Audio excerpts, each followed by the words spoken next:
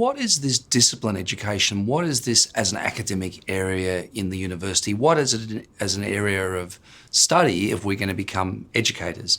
And the answer is it's unusually tricky, to be quite frank, to define this discipline.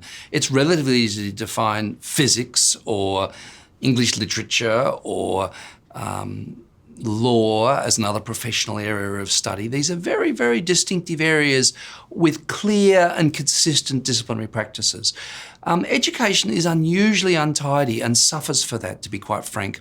So what I want to do in this short video is try to define what the discipline is, which is really to define what we're doing as thinkers and what we're doing when we learn education as discipline.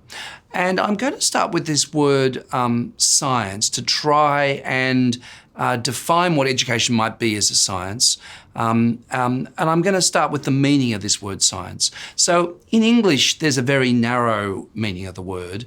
And so when we talk about science in ordinary parlance, we usually think natural science. So when they say that certain politicians are anti-science, we're talking about natural science. We're talking about biology, physics, chemistry, geology, those kinds of things. The word science, however, is used in other languages, particularly European languages, in a much broader sense. So, and in fact, even in English, we use the word science more broadly when we talk about the social sciences, which is psychology, political science, library science, and all those kinds of things. So we do use the word science to describe human affairs as well. Now, the interesting thing is there's a very narrow definition of education as a science, which essentially uses methods from medicine and psychology to describe what, in the words of the Institute of Educational Sciences in the United States, regards to be the gold standard in terms of education sciences, learning sciences. And that is to say, look, we don't know anything in education unless we have an intervention group and we have a control group, and we give the intervention group an intervention and we compare the outcomes with a control group. Now, that's exactly what happens in medicine when they're trialling new medicines. Some people get a placebo, some people get the actual new medicine, and we see if there are differential outcomes between the groups. Okay, and that is regarded as scientific method. It's scientific method in medicine, and also it's scientific method in educational psychology and psychology generally. And in fact, the most rigorous forms of this are things that are called randomized controlled trials. So in other words, the people in the intervention and the people who get the placebo don't know which they're in, right? So it's blind, it's not, you don't know which is which. And in fact, the selection of even the people who go in the intervention group and the control group is randomized. It's and so on. So that is sort of an application of scientific methodology into education. And some educators think this is the only thing we can really know in education. We can only know things which have been through these rigorous scientific processes. Now, what I also want to talk about is another definition of the way in which the word science might be used.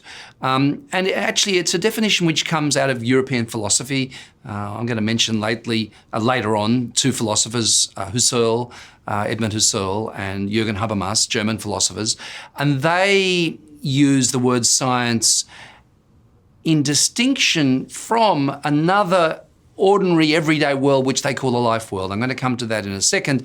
But for them, science is basically any focused inquiry, anything that involves careful observation, theoretical conceptualization, deep thinking, systematic application, and premeditated conscious reflection on something.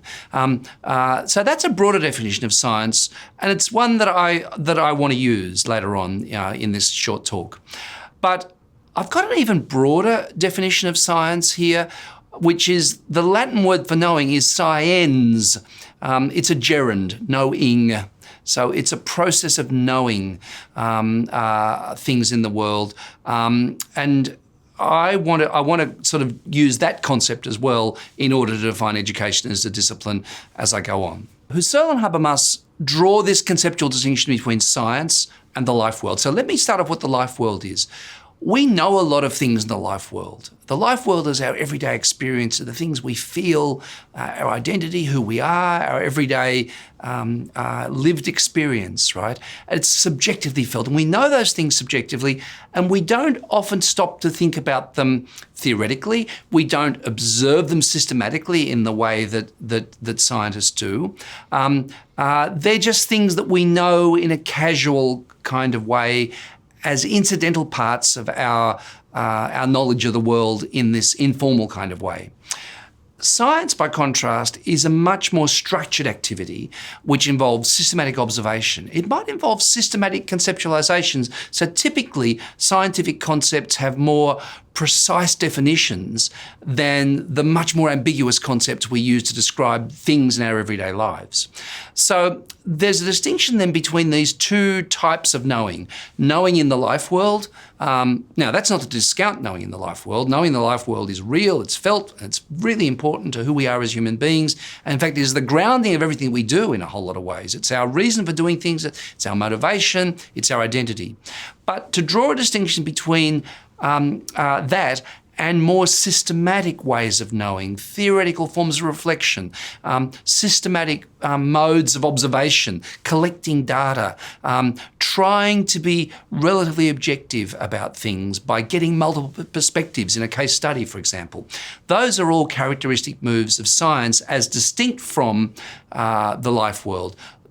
The life world of knowing as opposed to the kinds of knowing that we actively do when we think and we act scientifically.